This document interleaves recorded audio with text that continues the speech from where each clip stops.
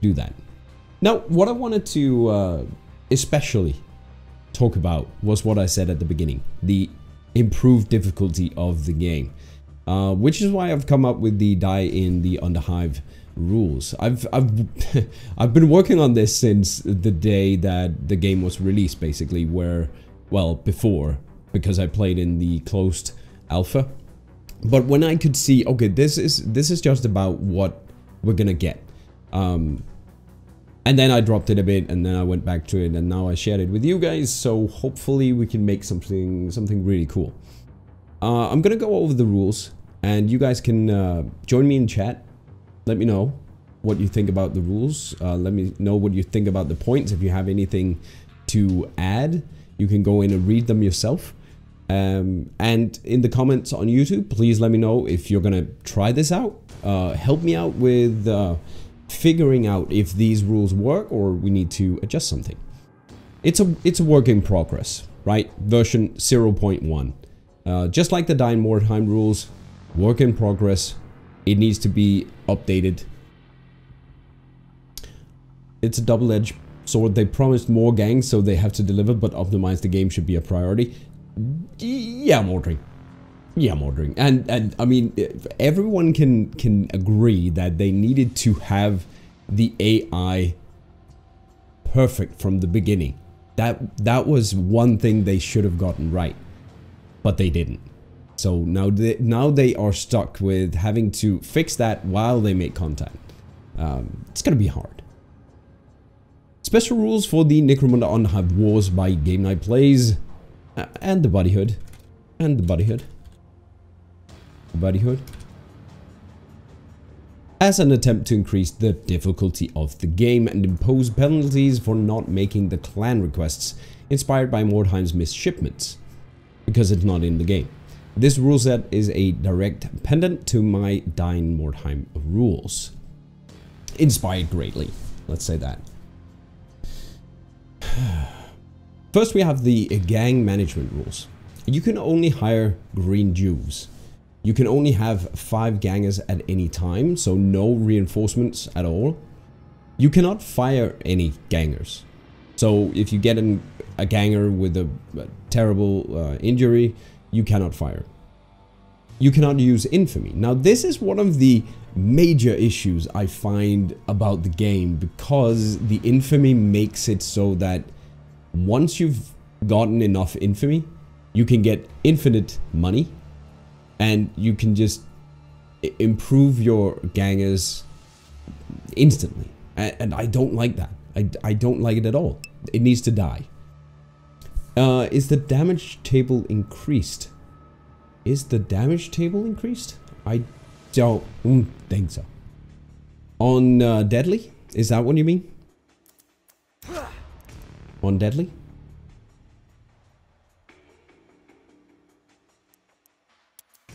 Overall, I don't think so. No, I haven't seen any damage adjustments. Mostly, it's like they've reduced some of the power and increased some of the power of things. So nothing like 5-10% most. Yeah, you can die then, because then you can die 200 times before 1 injury. No. Oh, I wanted to show you guys. So dig, I think it was or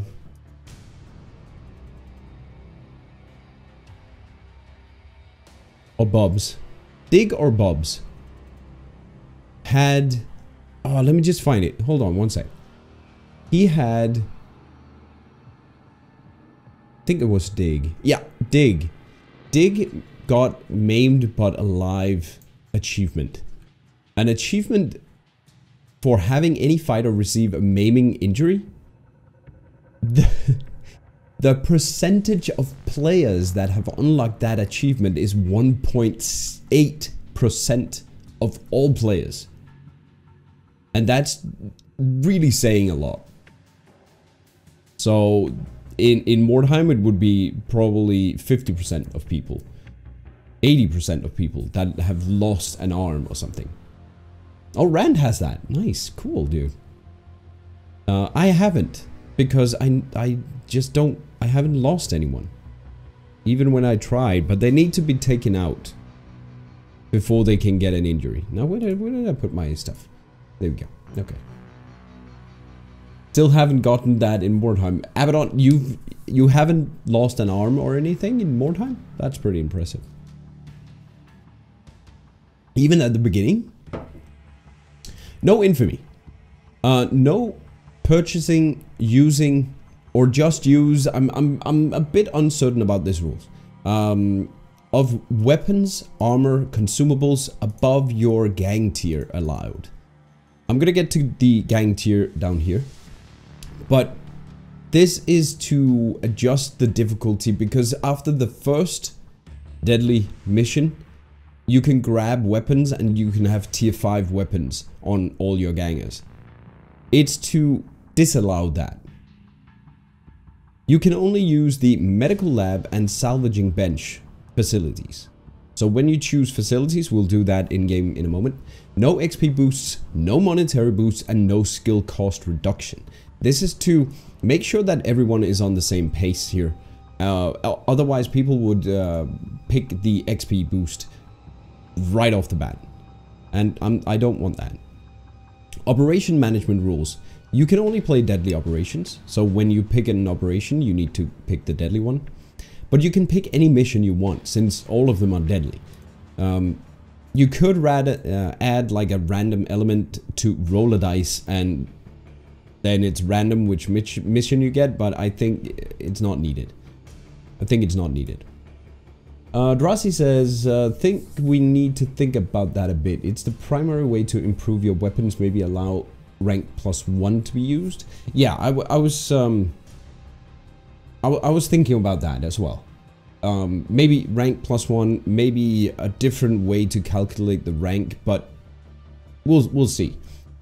I was also thinking that you could pick up the weapons, so you have both to sell and to save up. So you, once you reach that point, you have a weapon. But I don't know. We'll have to see. I've lost more than one unit to losing more than one arm or leg, Abaddon says. Yeah, me too.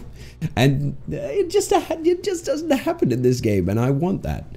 But we can't change those things. We can't change. They need to change that for us. But I'm hoping Rogue Factor might see this. I'm gonna push it over to them so they can see some of my points here.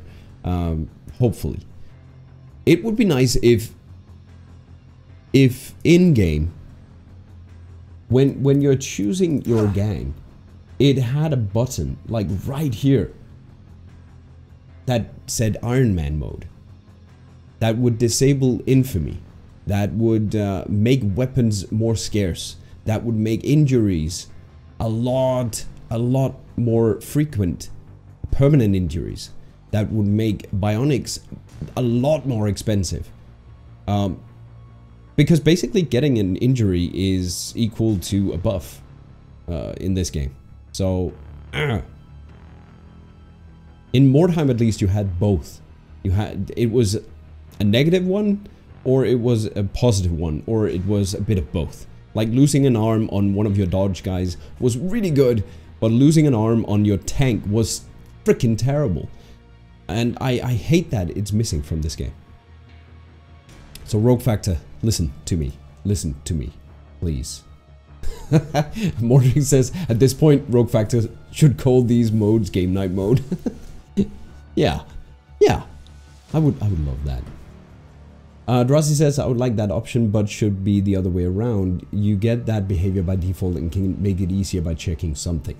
Maybe. I like the what do you call it? I don't know. The opting in. So if you want things to be difficult, you can turn something on. You can say, oh yes, I would like to be punished. That's fine. I like the Iron Man save, for instance. I like not having any infamy. I'm fine with that. Yeah. So that's pick any mission. And then you must randomize the deployment. So usually you have 5 or 6 places you can put your guys, and sometimes the enemies will already pick 1 or 2 of them. And then you just roll a dice. You say, oh, this is 1, 2, 3, 4, 5. You roll a dice and say, oh, this is where I deploy. And this is to simulate the randomly dropping in, like in Mordheim. You're not gonna randomize all your characters. That would be terrible, because you want everyone together. Otherwise, this game is gonna be way too difficult. But then you simply deploy all your gangers to that zone. All right, mission rules. You cannot use the map, and you cannot use control. Basic D.I.E. Mordheim stuff, right? Even in this game, you get to watch the map from the beginning one time. We were talking about that for D.I.E. 2.0 for Mordheim, but yeah, we never did that. Here, you can't really avoid it. No looting or using, or just use, of weapons, armor, consumables above your gang tier allowed. We need to talk about that. Whatever you guys feel like, because I'm a bit torn, right? Because you're not gonna get any credits if you don't pick up stuff in this game. So you're really crippling yourself. Hvad så, Elian? Okay. Lukker døren. Alright, just one of my kids. Highlighting stuff and see through everything. You can see everything by hitting control. So control highlights everything, basically. But yeah, I think we need to say you can't use. No use of weapons, armor, consumables, and no use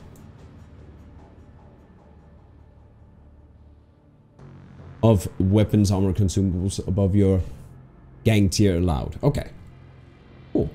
Yeah, he'll soon be old enough to beat me in Mordheim, dude. He's so good at Fortnite. I'm considering buying you know, one of those streaming things that you put on a Switch, and then you can stream it, just to record some of his gameplay. He is insane.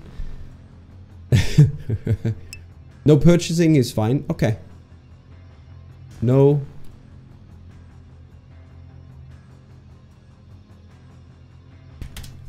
Okay, I can't.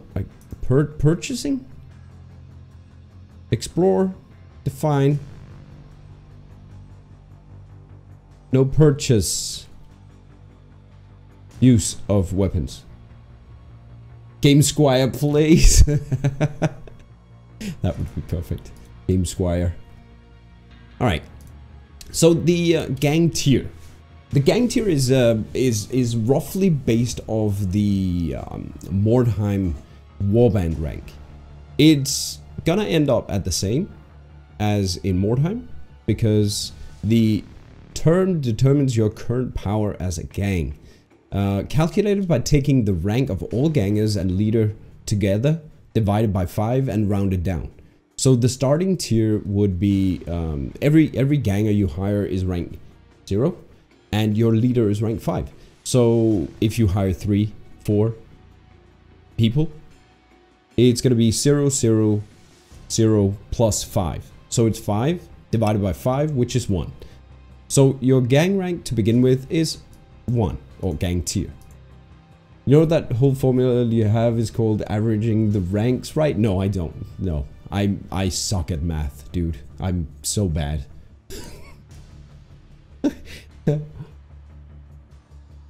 This is basically because I enjoy stuff like this so much that I have to figure out how to do it, but I have no idea about what's behind it. Add everything up, divide by number of terms. Okay. Equals average. So it's average, yeah, the average of your gang. Also named gang tier. The gang tier. Okay? So at gang rank, combined gang rank of 5, you're tier 1. 10, you're tier 2.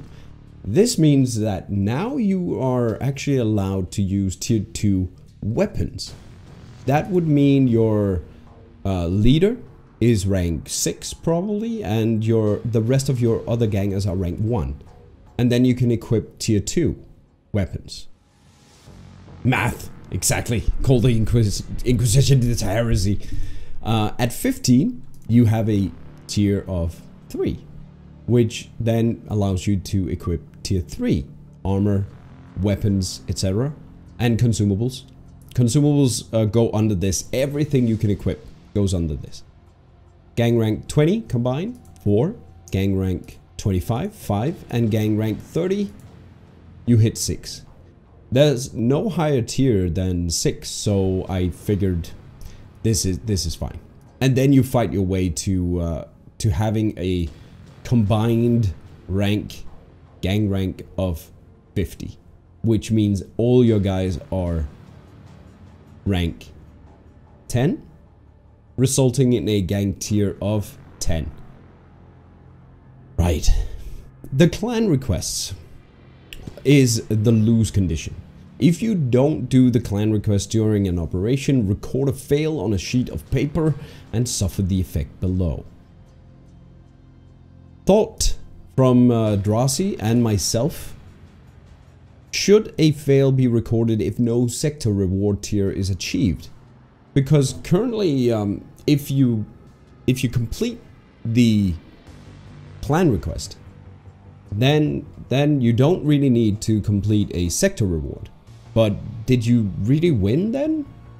I'm thinking maybe you have to reach the clan request and tier 1 at least. But during the score calculation, we could have, if you have tier 2, you get more score. If the more tier 2 sector rewards you have, the more score you get. So incentivizing that people climb the ladder, really, basically, right? The first fail, this is the effect. In the next mission, you have to allow your lowest ranked ganger to be taken out of action without him taking part in the mission in any way. Basically putting him somewhere, getting him shot up. This means that you know it's coming, so you can take off equipment. By the way, no one is saying you cannot. I just added some flavor text. Your show of failure to the house cause will be reflected in the injuries of those you are responsible for. Let this be a lesson for you. Do not fail the house again. This is meant to be like the house sent someone to punish you. Just like in Mordheim, someone from the leadership comes and bashes the skull in of your lowest ranked guy. Just realize the gang rank formula is not always equal, averaging in the individual rank. It's not as long as you only have 4 gangers. Yeah.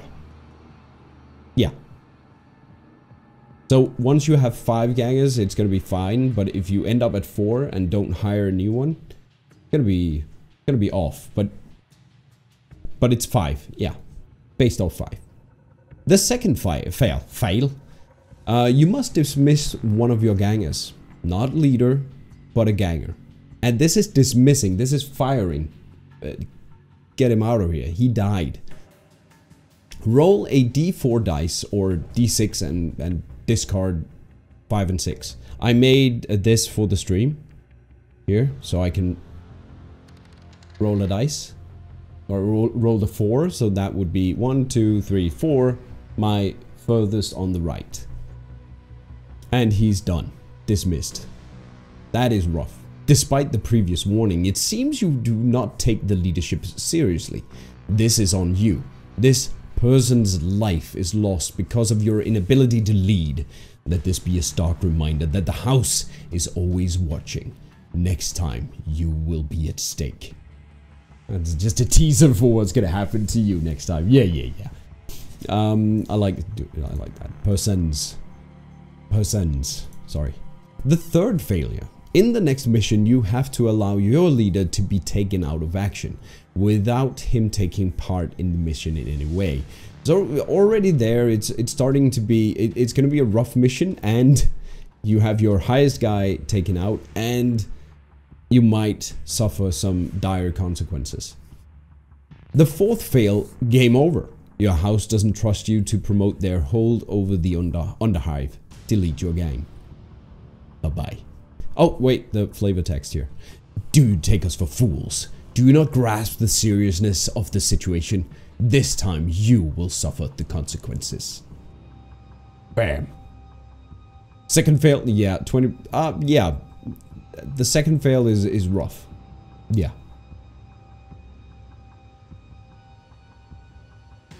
I like how you alternate between tough mob boss and a cool gamer dad voice. It's just, you know, it's in my genes. No. And the flavor text for the last one. Your leadership skills are puny, and we no longer support you and your endeavors. You are cast out of the house and left to rot in the Underhive. Not die, but just rot. And the win condition. The gang reaches gang tier 10, which means all 5 gang members are ranked 10. So you cannot do this progressing with only 4 gang members or 3. You have to have 5 add up to rank 10. Otherwise you won't reach the end tier. And the win condition says you are to be feared. Enemies tremble before you. It is time that you rise in power and get even more responsibility. Welcome to the top of the food chain. Game Night Godfather confirmed. Oh, I'm gonna enjoy that. Point scoring. Point scoring. Ganger class pick. Yeah, I have that in the bottom part. The point scoring. To be able to measure yourself with fellow Necromunda players, we are in need of a scoring system. I would like for that to have elements that are all measurable in-game. So this means that all the information should be derived from one screenshot of the stats page. D.I.E has come up with some suggestions that I've listed here with slight modifications from yours truly. 10 points per completed operation, so if you complete an entire cycle of operation, you get 10 points. 5 points if you complete a successful clan request, so basically if you complete the operation. Yeah. You get 15. Yeah. But if you don't complete the clan request, you lose, so. Plus 5 points per captured archaeotech. Could be. Plus 1 point per enemy ganger taken out of action, and minus 2 points per own ganger taken out of action, including the ones that are punished for failing to comply with clan requests. I changed the value that D.I.E put in from 1 to 2 because I feel like it needs to be punished by more if you lose any of your own. And then plus 2 points for Victoria's home base defense. I don't know if that's actually possible to show in the stats, but we need something more like that. I roll with a few random class rolling. Can give you gangs you just want to dump before you even get started. Yeah, I hear you. I'm pretty sure this stuff won't happen in game. The only one that can enforce these rules are yourself. So if you want to play with us and do this, follow the rules and it's going to be fun.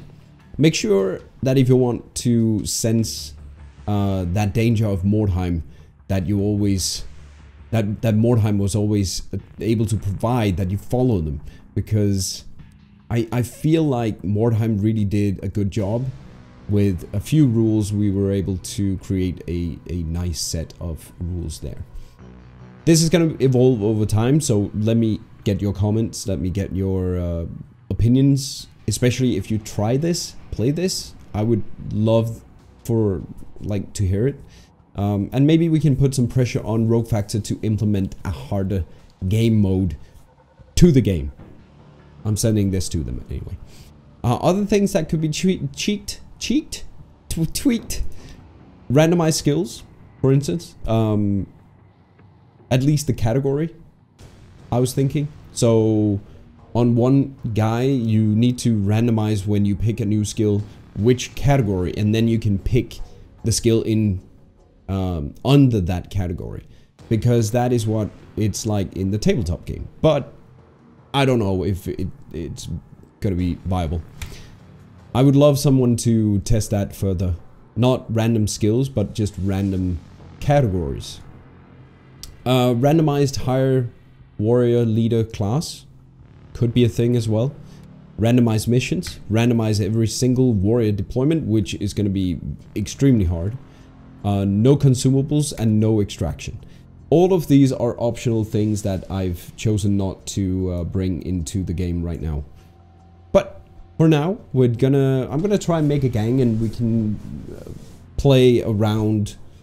Yeah, I think I can make one round. Planning. Oh, nice, Drosy. Thank you. Just the categories, right? And see if you can, if that would make it okay viable, because I think it's a nice addition to try and make it a bit harder for one, but it would eliminate the what is it? It's called? I forget. The metagaming. The metagaming of the game, because it's like, oh, there's these builds and you can do this, and then it's just crazy insane. Bah!